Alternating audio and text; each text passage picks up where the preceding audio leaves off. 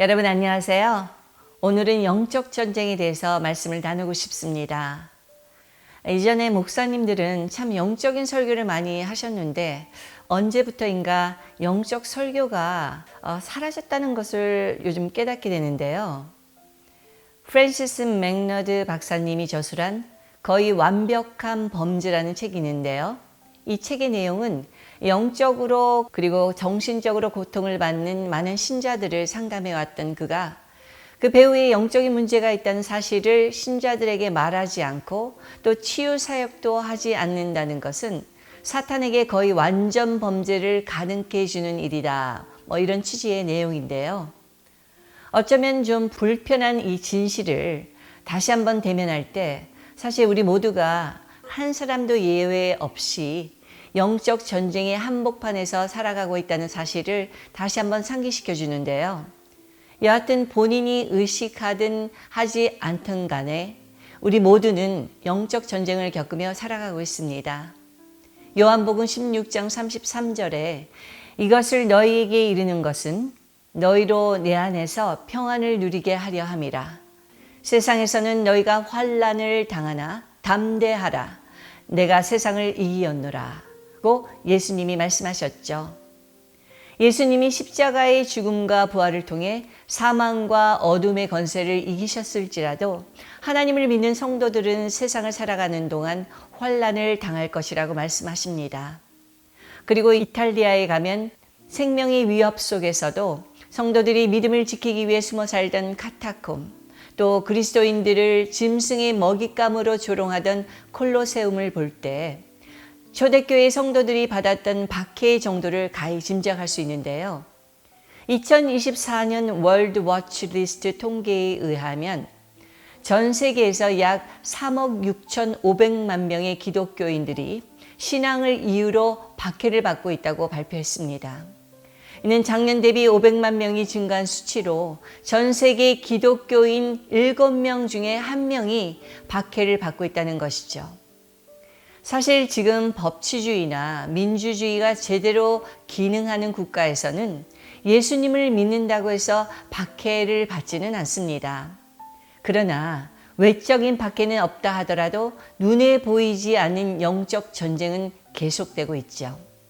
특히 예수 그리스도를 믿고 따르는 성도들을 핍박하고 대적하는 세력의 배후에는 반드시 흑암의 세력이 있습니다.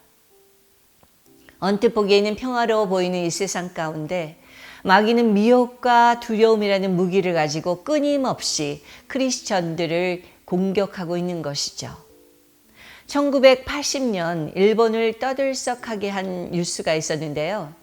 그것은 필리핀의 민다나오 섬에 숨어 있던 한 일본군이 항복하고 마을로 내려왔다는 뉴스였는데요. 1945년에 제2차 세계대전이 종결된 후에도 그 소식을 듣지 못한 일부의 일본군들은 태평양 연안의 섬들에 들어가서 소규모의 게릴라전을 지속적으로 펼치고 있었는데요. 그래서 실제로 그 당시 수많은 사람이 목숨을 잃었습니다. 민다나오의 그 일본군은 전쟁이 끝난 지 35년이나 지났는데도 그 사실을 모르고 숨어 지냈고 비록 녹이 쓴 무기였지만 총도 소지하고 있었다고 합니다. 저는 이 뉴스를 들으면서 우리 크리스찬들이 겪는 영적 전쟁이 마치 이와 같은 것이 아닐까 하고 생각했습니다. 2000년 전 예수님이 부활하심으로 어둠과 사망 권세를 물리치고 승리하셨지만 마귀는 지금도 이 세상에서 보이지 않는 게리라전을 계속하고 있는데요. 그들의 결말을 알고 있는 우리 크리스천들은 겁낼 필요는 없지만 전쟁을 걸어오기 때문에 일단 우리는 싸워야 한다는 것이죠. 우리 자신을 방어하지 않으면 당할 수밖에 없으니까요. 우리 주변에 일어나는 크고 작은 사고와 사건에는 원인과 범인이 있듯이 눈에 보이지는 않지만 논리적으로 설명되지 않은 많은 사건과 사고에는 보이지 않는 영적인 배후 세력이 있음을 우리 크리스천들은 잊어서는 안 됩니다. 특히 예수 그리스도를 믿고 따르는 신자를 박해하고 하나님 나라를 위해 일할 때 그것을 방해하는 배후에는 반드시 어둠의 권세가 존재하는데요. 왜냐하면 사탄 마귀는 하나님의 나라가 흥왕하는 것을 결코 좌시하지 않기 때문입니다. 모든 일을 사탄 마귀의 탓으로 돌리는 것도 문제고 극단적으로 두려워할 필요도 없지만 보이지 않는다고 해서 사탄이나 어둠의 세력들을 무시하거나 가볍게 생각해서는 안 되는 것이죠. 자신이 하나님의 자녀임에도 불구하고 사탄 마귀에 속아서 자신의 인생 가운데 일어나는 재앙과 고난을 그저 운명이라고 체념하며 살아갈 때 거의 완벽한 범죄를 축하하며 사탄은 승리의 승전고를 울리고 샴페인을 터뜨릴 것입니다. 그러므로 겉으로는 평화로워 보이는 이 세상, 법과 인권을 보장받고 안전하게 살아갈 수 있는 것처럼 보이는 나라, 기술의 발달과 물질적 풍요함에 있어서도 역사적으로 유례없는 그런 좋은 시대를 살아가고 있는 우리들이지만 사탄 마귀는 여전히 미혹과 두려움이라는 두 가지 무기를 사용하여 사람들을 공격하고 있다는 것이죠. 그렇다면 영적 전쟁은 주로 어떤 영역에서 일어나는 것일까요? 첫째로 악한 영은 빛의 자녀인 우리 그리스도인들을 공격 대상으로 삼습니다.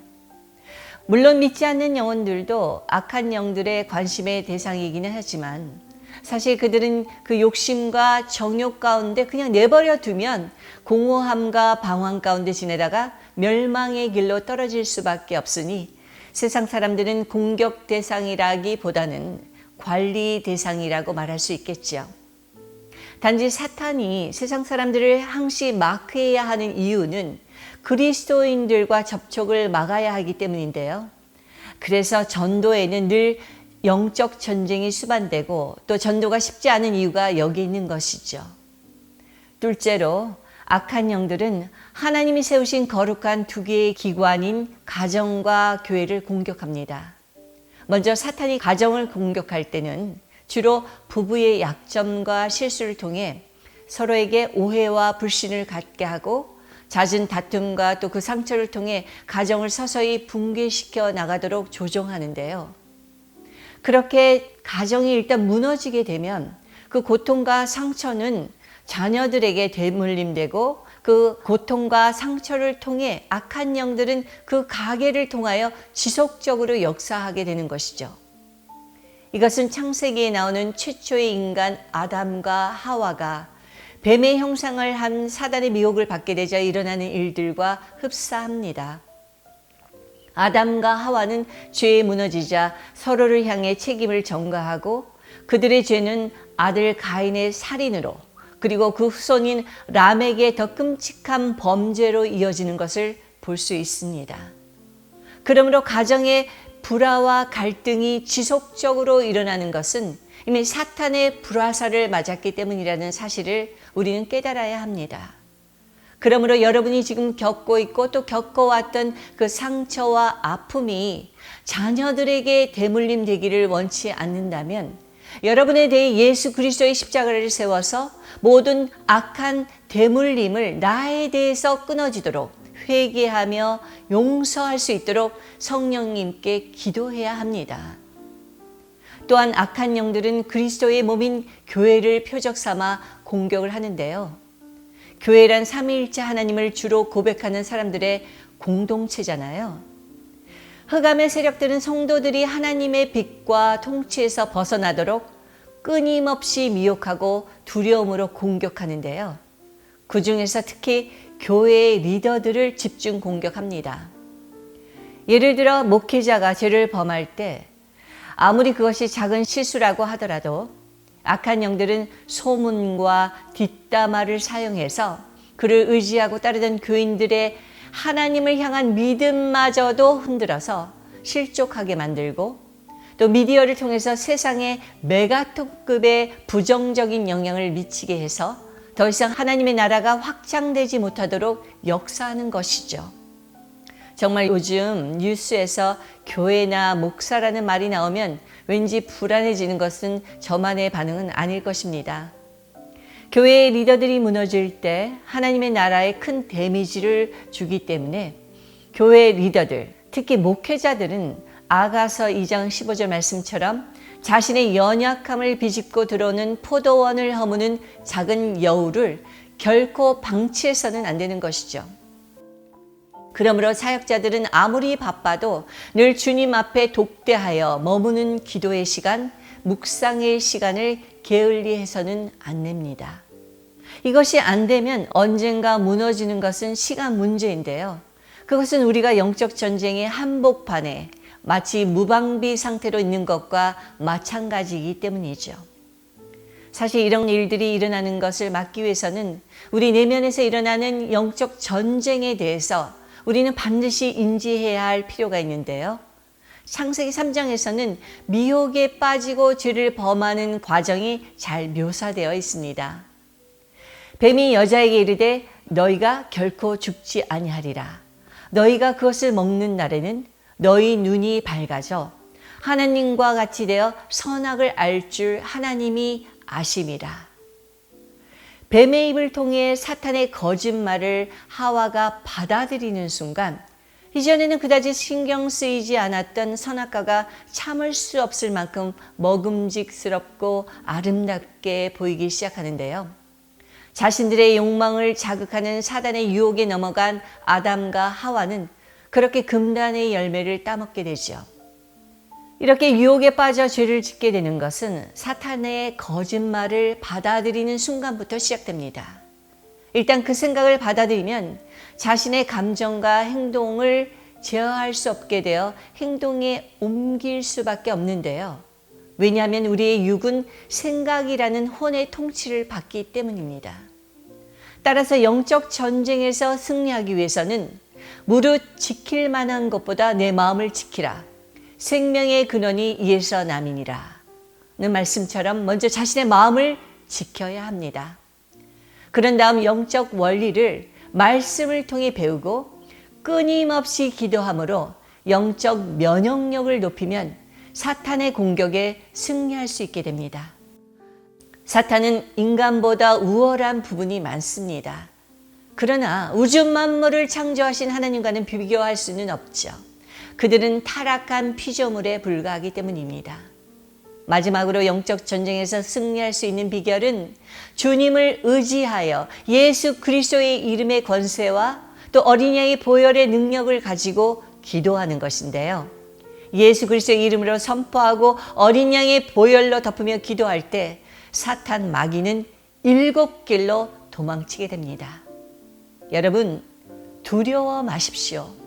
세상을 이기신 주님이 우리와 함께 계시기 때문에 영적 전쟁은 우리 크리스천들의 승리입니다. 그러므로 인생 가운데 애매한 고난을 당하거나 예수님을 믿기 때문에 환난과 고난을 당할 때, 심지어 나의 실수와 죄로 인하여 수치를 당할지라도 여러분은 영적 전쟁의 한복판에 있음을 잊어서는 안 됩니다.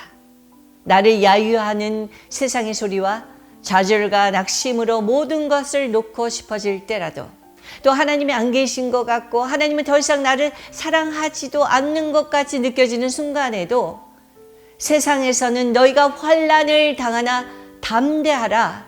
내가 세상을 이기었노라. 고 말씀하시며 십자가에서 나의 모든 것을 대속해 주신 예수님을 바라보아야 합니다. 세상을 이기신 그 주님만을 바라보며 주님이 그토록 우리에게 주시길 원하시는 그 주님의 평안이 우리에게 임할 때까지 회개하며 부르짖으며 기도할 때 여러분은 승리할 수 있습니다. 할렐루야!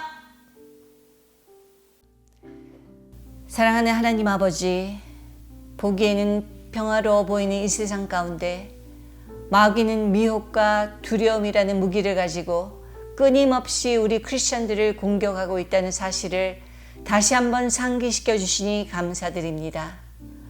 예수 그리스도를 믿고 따르는 신자를 박해하고 하나님 나라를 위해 일할 때 그것을 방해하는 배후에는 반드시 어둠의 권세가 존재한다는 것을 결코 잊지 않고 늘 말씀을 묵상하며 깨어 기도하여 승리하여 살아갈 수 있도록 우리에게 이 시간 은혜를 내려 주시옵소서. 그동안 내 생각이라고 생각하여 사탄의 거짓말을 받아들여 미혹과 두려움에 빠져 실수하고 상처와 아픔을 우리 가정과 교회에 드리우게 했던 모든 죄악을 회개하오니 우리를 용서하여 주시옵소서. 어린아이 보혈로 우리 가정 그리고 우리 교회를 덮어주시사 여전히 우리를 미혹하여 가정을 허물게 만들고 하나님의 나라가 확장되는 것을 방해하는 모든 악한 영들의 계략으로부터 우리를 지켜주시고 그들을 예수 그리스도의 이름의 권세로 물리쳐 하나님께 영광 돌리고 능력과 평안 가운데 살아가는 당신의 자녀들이 될 수 있도록 축복하여 주시옵소서. 그리하시 주님을 찬양하며 예수 그리스도의 이름으로 기도드렸사옵나이다. 아멘.